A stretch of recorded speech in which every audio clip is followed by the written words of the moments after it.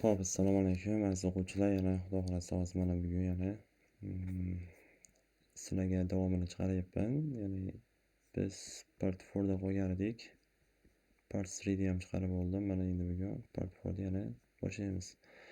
Ho'p, sizlar o'quvchilar bitta narsani bilishlaringiz kerak. Multiple choice juda ko'pchilik qiynalyapti. Bu vaqt yetishmovchiligi bor. Har birini tarjima qilib ketishlik uchun, har birini o'rganib chiqishlik uchun ancha vaqt ketib qoladi. O'shaning uchun hozir sizlarga endi tez yechimini ko'rsataman, qanaqa qilib bilishlikni. Birinchi o'rinda savolni tushunishingiz kerak. Savol nima deyapti? Ya'ni birinchi o'rinda Halloween were celebrated 2000 years ago because ya'ni Halloween bundan 2000 yil oldin nima sababdan nishonlangan deyapti. Nima sababdan nishonlanganini so'rayapti. Albatta biz yilni alohida bir kalit so'z deb olishimiz kerak. Yilni, bizga asosiy kalit so'zlarimizdan biri bitta dorish uchun celebrated Halloween va Halloween haqida gap ketyapti. Ularni aniqlab chiqishimiz kerak. Birinchi o'rinda qiladigan ishimiz Halloweenda mana bizda 2000 yil haqida ketyapti. Halloween dates back to the ancient Celtic festival. Celtic festival haqida gap ketyapti. Hop. The Celts who lived years ago in the area of Ireland, United Kingdom and Northern France celebrated their new year. Qarang. Ular o'zi yangi yilini nishonlagan ekan 1-noyabrda. The day showed that summer was over and winter had come. Bu ko'rsatyaptiki, yoz tugadi deyapti va qish kelganligini. Because of the cold and darkness, winter was associated with human days. Albatta, birinchi o'rinda ma'lum celebrated their new years on first number deb aniq yozilgan. Bu bayramning asosiy sababi yangi yil kelishi bo'lgan. Sabab. Bizda the Celts who lived 2000 years ago degani bu 2000 yil avval yashagan keltlar haqida gap ketyapti va endi keyingisi esa musulmonda the first November haqida gap ketyapti. Celebrated their new year on first November. Ya'ni 1-noyabrda o'zining yangi yilini nishonlashgan. Celebrated because deyapti-da. Bizda celebrated because haqida gap ketyapti. Bitta asosiy narsa celebrated their new year haqidagi aniq to'chna bir kalit so'zni aytib ketyapti. O'shancha asosiy javobimiz bitta D bo'lyapti. Hop. Endi keyingi on Halloween night it is believed that deyapti-da. Keyingi savolda nima deyapti? Ya'ni 22ni qaraydigan bo'lsak, 22da Halloween kechasida nimalar ishonilgan? Halloween kechasida nimalarga ishonilgan? Nimalarga ishonilgan deyapti bitta. Halloween kechasi haqida gap ketyapti. Bu narsaga nazar solish kerak. Endi bizda tepadagi narsamizda a'da osiz. A'da bu asosiy sabab emas. Prosta bu shunchaki belgi edi. Misol uchun summer deyapti. Would be over soon deyapti-da. Bu shunchaki belgi edi. Ya'ni yoz shunchaki keladi deb qo'yapti. Kuz deyapti. Sevuvdi oladigan bo'lsak, autumn is over deyapti. Albatta yoz tugadi deyapti, kuz keldi deyapti. Lekin prosta bayram haqida gap ketmagani uchun D yaqinroq keldi. Va ikkinchisida on Halloween night it is believed that degani bu ya'ni bizda Halloween kechasi nimalarga ishonilgan deyapti. Nimalarga ishonilgan? E'tibor beradigan bo'lsak, bizda sarlavhalamizga e'tibor beramiz va biz sekin pastga qarab ketamiz.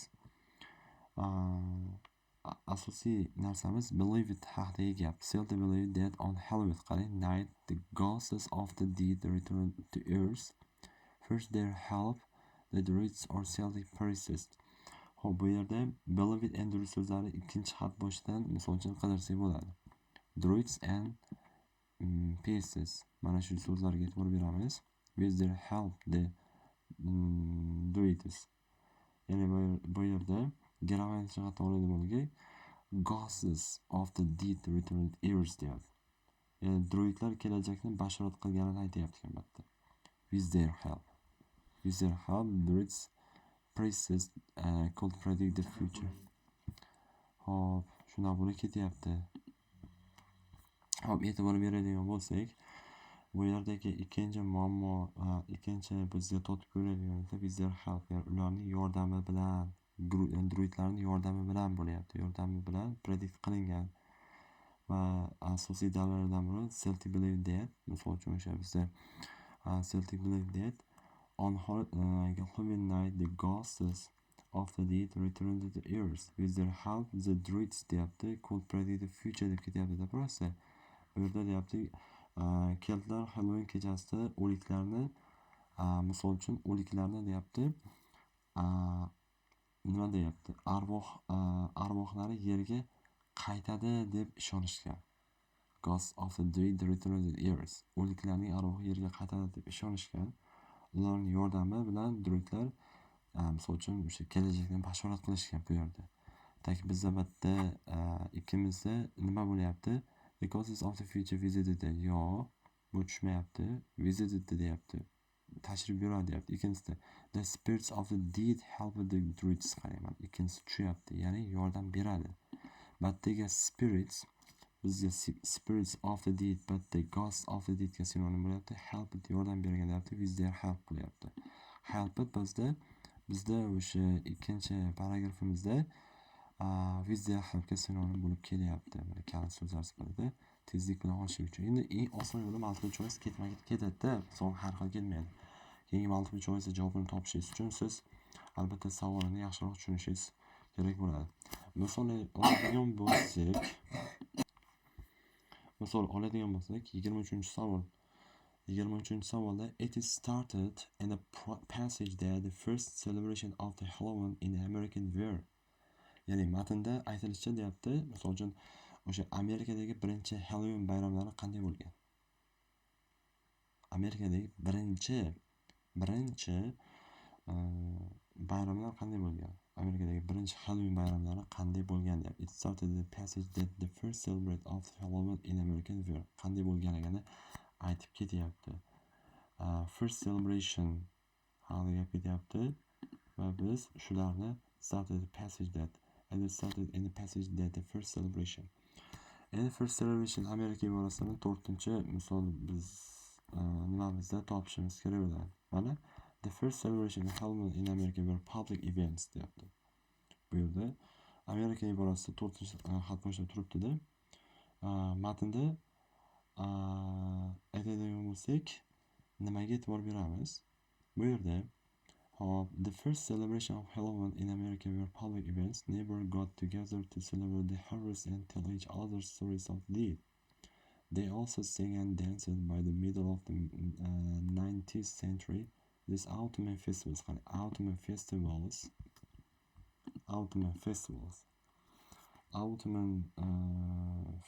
were common. Were common deyishga sabab, ya'ni bu yerda but Halloween was not yet celebrated everywhere deyapti. But Halloween was not yet celebrated everywhere in the country. But nima urg'u beryapti qarang. By the middle of the 19th century, these autumn festivals were there. Ya'ni these autumn festivals were common, but Halloween was not yet celebrated everywhere in the country. Ya'ni bu kuzgi festivallar keng tarqalgan edi, lekin o'sha Halloween hali mamlakatning hamma joyida nishonlanmagan edi deyapti. Hamma joyda nishonlanmagan. Demak, bizda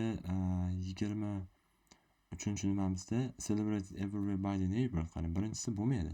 Bu bo'lmaydi, chunki hamma yo'qda deyapti. To'g'ri kelmayapti bu. Umuman misol nima desa bo'ladi? Hop, chiziqda totib qo'ysa ham bo'laveradi. Menga shart emas, ya'ni to'g'ri kelmaydi bu. Endi nothing more than entertainment festival in which they didn't tell stories like the cats. Bu ham to'g'ri tushmayapti. Celebrated with big fires, dances, stories and burning crops. Common but wasn't celebrated widely deyapti. Qarang, common but wasn't celebrated widely. Umumiy bo'lgan, mashhur bo'lgan, lekin hamma yoqqa tarqalmaganligini sababi nimaga? Bitta common deyapti. Gapimizda aytadigan bo'lsak, bu yerdagi These autumn festivals were common, but deyapti, Halloween was not yet celebrated everywhere in the same country bo'lib kelyapti. Ya'ni bizdagi mana shu deyimizga tushyapti mana shu holat. Endi 24ga e'tibor beramiz. 24da nima deyapti? Adults started to ignore the Halloween festival deyapti. Ya'ni adults deyapti. Ya'ni katta Halloween festivalini qachondan boshlab e'tiborsiz qoldira boshladilar. Ignore the Halloween festival. Qachondan boshlab? Endi prosta bizda yil haqida gap ketyapti. Yil osona ishtirok etmay qoldi. Misol uchun bizda yil sifatida olishimiz kerak. Bitta demak 1930, 19-avgust 1950 va shularni topishimiz kerak bo'ladi. Hop, 1930 olsak, 1930 bormi bu yerda? Hop, by the Halloween had been celebrated with parties, town-wide parties and lots of other entertainment. Later, new tendency appeared by the 1950s. Halloween had changed into the holiday directed mainly at children. Ya'ni bitta grammatik tarafdan matnda 1950-yillarga kelib bayram asosan bolalar uchun mo'ljallangan bo'lib qolibdi-da. Bolalar uchun mo'ljallangan bo'lib qolibdi. Bu bilvosita kattalarning bu jarayonni chetlanishiga, ignore bo'lishiga olib kelyapti. Halloween had changed into the holiday directed mainly at children. Ya'ni bu yerda ignore holati directed mainly at childrenga nima bo'lyapti? Ya'ni asosan bolalarga yo'naltirilib, kattalarga ignorant bo'lib qo'ygan. Ya'ni baytdagi directed mainly at children bizga asosiy key value bo'lyapti-da. Va bu ignore sifatida buyimizga signalizatsiya beryapti. Ignore the Halloween festival adultslar uchun. O'shancha bizga C variantimiz maqbulroq bo'lyapti mana to'liq. Demak, biz true false not given savol turlarini boshlaymiz. Xudo xolasa, buni ham yaxshiroq e'tiborli qilib, birinchi o'rinda savollarni juda ham chuqur analiz qilish kerak. Keyin o'shanga qarab siz true false not given degan, ya'ni no information deganni bila olasiz. Birinchi o'rinda birinchi savolni o'qiymiz. For the sales, Halloween was associated with the challenge of the season. Ya'ni birinchi o'rinda qiladigan ishimiz shuki, anketlar uchun bu yerda aytyapti Halloween fasllar almashinuvi bilan bog'liq edi deyapti. Anketlar uchun Halloween fasllar almashinuvi bilan bog'liq edi deyapti. Nima uchun fasllar almashinuvi? Endi biz teparoqda qarang, aytdi sizlarga men birinchi gapimizda it was their new year haqida gap ketdi-ku. Aynan birinchisini uramiz, qaranglar. Bitta United Kingdom and Northern France celebrated their New Year on the 1st November. This day showed that the summer was over and winter had come. Maqolada summer and winter. Ya'ni bular bitta so'zlar u yerda fasllarning tugashi va boshlanishi haqida aniq gap ketgan. Ya'ni bizda 25-savolimizda associated with deyapti-ku mana. Associated with degani so'zni oladigan bo'lsak, bu so'zimizning tarjimasi shuki, bilan bog'liq. Nima bilan bog'liq? Fasllar bilan bog'liq deyapti. Ya'ni bizda matnimizni tepasiga chiqadigan bo'lsak, showed that summer was over and winter deyapti. Bu kun o'sha yangi yil fasllar almashinuvi bilan bog'liqligi tufayli bu bizda true ga olib kelyapti. Demak, javobimiz true. Hop, endi 26ni e'tibor beradigan bo'lsak, 26da nima deyapti? 26da the cells paid the priestess for their prediction deyapti. Priestess, ya'ni keytlar ruhoniylarga deyapti, bashoratchilarga, ya'ni bashoratchilarga bashorat uchun haq to'lashgan ekan. Pul to'lashgan ekan. Demak, biz ruhoniylar sifatida druidslar oluvdikmi? Demak, ikkinchi paragrafimizga sirali qaraymiz bitta. It says below that on Halloween night the ghosts of dead returned to the earth.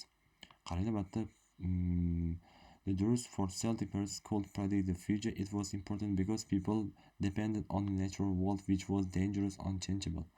Bitta bashorat qiladi so'zlarni topamiz. Mana bu yerda mana Druids Celtic Priestess haqida gap ketyapti, ruhoniylar haqida gap ketyapti. Lekin grammatik tarafdan aytadigan bo'lsak, matnda druidlar kelajak bashorat qilgani aytilgan. Claude predict the future. Lekin bu xizmat evaziga keldilar, ularga haq to'lagan haqida hech qanday gap yo'q.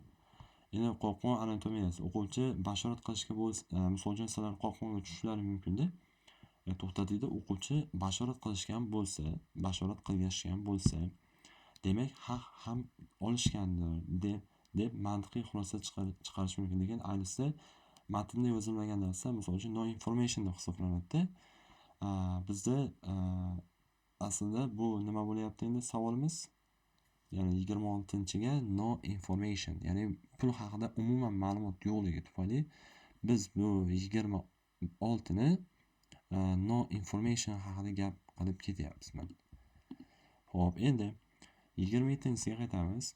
20-sida hop, in ancient times fires were prohibited on Halloween night. Savolni yaxshi tushunmasangiz, hech narsani tushunmaysiz, topolmaysiz. Ya'ni qadimgi davrlarda deyapti. Ya'ni in ancient times, ya'ni qadimgi davrlarda Halloween kechasida olov yoqish taqiqlangan. Ya'ni times fire was prohibited. Prohibited bu taqiqlangan degani. Mana shu so'zni bilishingiz kerak. Ya'ni prohibited taqiqlangan. Bu rostmi rostdan? Ya'ni biz fires olovlar haqidagi joyimiz topishimiz kerak. Olovlar haqidagi ma'lumot kelgan bo'lsa, o'shani topamiz. Xo'p, qayerda u? Misol uchun fires olovlarga bonfires, gulxanlar so'zini qidirib chiqishimiz kerak bo'ladi. Xo'p, birinchi o'rinda bu yerda tepada ko'rmadim. Bunda bonfires turibdi mana. There's build big bonfires. Bonfires degani olov, gulxanlar yaratish. Bonfires. Bu yerda savolda prohibited, taqiqlangan deyilgan. Matnda esa aksincha ular tashkillagan, build. U katta gulxanlarni tashkillaganmi? Demak, bizning gapimiz albatta false. Chunki biz yerda taqiqlangan prohibited deyapti. O'sha so'zni bilmasangiz qiyin. Ya'ni prohibited deyaptimi? Demak, bunimiz false. Javobimiz false bo'lib kelyapti.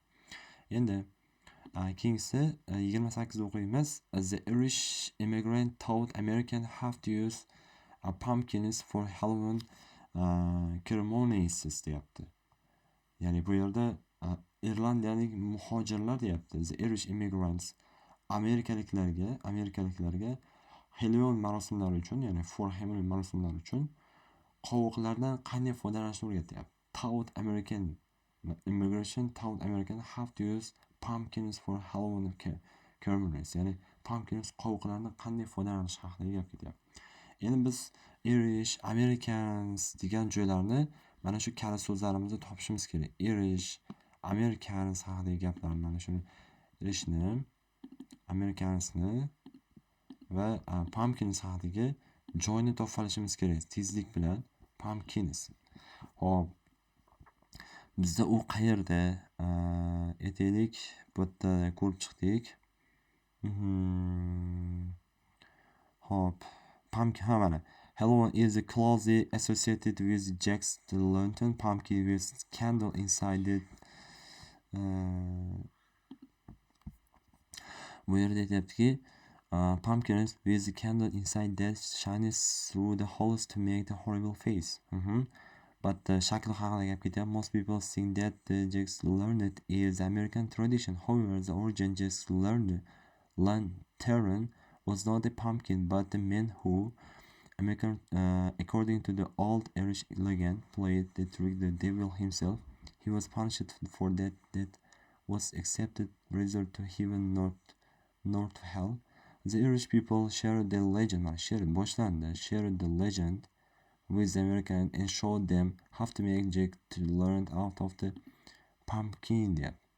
Qarang, have to make mana sinonim, qanday qilib o'rgatganligini aytyapti. Show ko'rsatyapti. Demak, bizda javobimiz bu yerda sinonim sifatida olinayotganligi tufayli Irish immigrant pumpkinsni qanday qilib ularga o'rgatishligi haqida gap ketganligi uchun turi bo'lib kelyapti gapda oxirida. Hamma joyda tarjima qilishlari shart emas, kerakli joylari. Endi Hop, bizda 29-si from the middle of the 20th century children have taken an active part in Halloween celebration. Ya'ni o'sha 20-asrning o'rtalaridan boshlab, ya'ni o'sha bolalar, Halloween bolalari bayramlarda faol ishtirok eta boshlayapti. 20-asrning o'rtalarida faol ishtirok etishni boshlayapti. Endi biz haligi 1950-yilda topsak, o'sha joy esda turibdi. Mana later the tendency appeared by the 1930s Halloween had changed into the holiday directed mainly at children. Mana ko'rdingizmi? Endi on that evening children customers travel from house to house in order to ask for treats. Hop, biz bitta yil topishimiz kerak. By the 1930s Halloween had been celebration with parties. Later then technology deyapti, changed into the directly mental at children. Albatta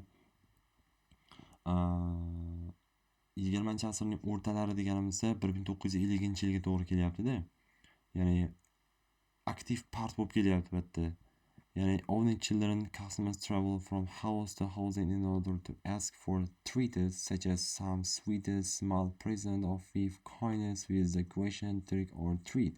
The trick is a treat usually not working to perform mischief on the owner of the house if no treat is given.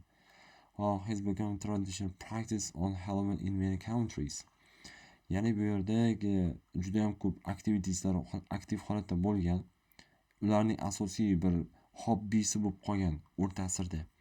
Demak, bizdagi from middle of the 20th century children have taken an active part in Halloween deyapti. Ya'ni bizdagi aktiv partimiz bizga nimani olib kelyapti? Bizdagi ona trick or treat aytadigan bo'lsa aktiv partga faol ishtirok etganligiga tasdiqlab qo'yapti-da. Shu tarafdan bu o'zi shu narsaga tortyapti. Misol uchun bizdagi o'sha matnimizda by the 1950s Halloween had changed into the holiday directed mainly at children. On that evening children in customers travel from house to house. Ya'ni 1950-yilda Halloween asosan bolalarga yo'naltirilgan qanaqadir bayramlarga aylandida. O'sha oqshom kostyum kiygan bolalar uyma yurishardi deyapti. O'sha oqshom deyapti. Demak, bizda ma'lumotimiz turi bo'lyapti. Mana shunday qilib mana hozir part 4 ham tugatib oldik. True false not keyin qiyin emas, shuningdek multiple choice ham qiyin emas. Ko'ryapsizlar, sizlar eng oson partlarda o'zlaringning vaqtlaringni yutkazib qo'yapsizlar. Asosiy narsa keylarga qarash kerak va birgalikda olib ketish kerak bo'ladi.